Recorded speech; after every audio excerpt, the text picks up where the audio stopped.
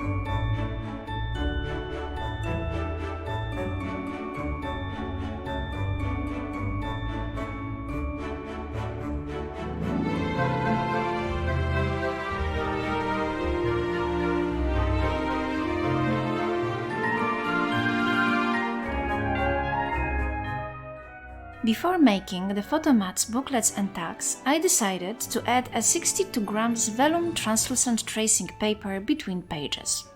It will protect compositions from damage and add a more professional touch to our project. If you don't want to do it, you don't have to. However, the album is heavy and I even checked that it weighs more than 1.4 kilograms. Pages will rub one against the other, and even with a 1.5 cm space between them and minimalistic decorations, there is a risk that prolonged use can cause damage. So it's up to you.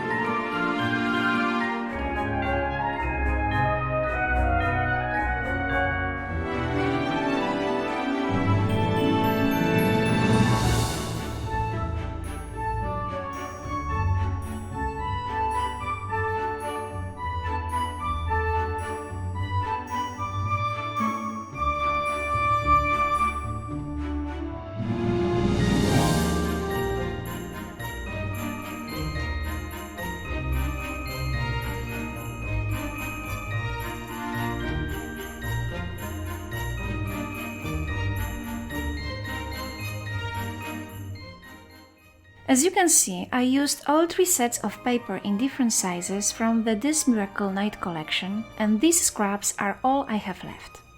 Preparing such a big project with this amount of paper seemed impossible, but we managed it. As I explained in the third part of the tutorial, I would choose page decorations based on the available paper fragments. I was so focused on this task that I forgot to calculate the total material consumption for this project.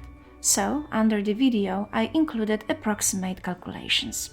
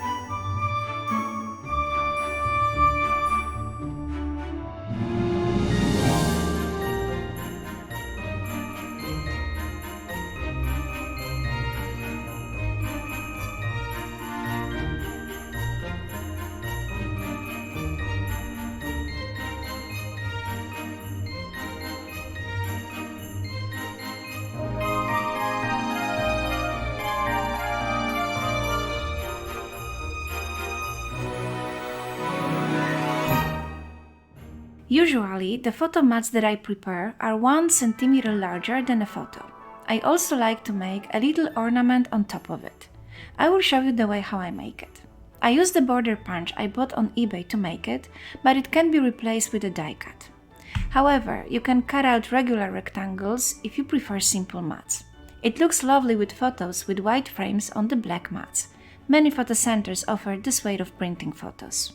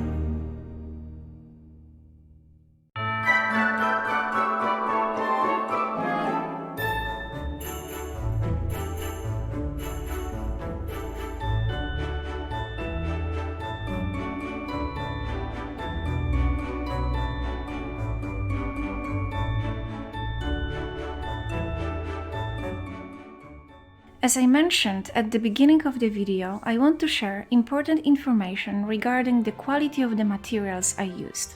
This is a tutorial and it would be unfair to keep it a secret from you.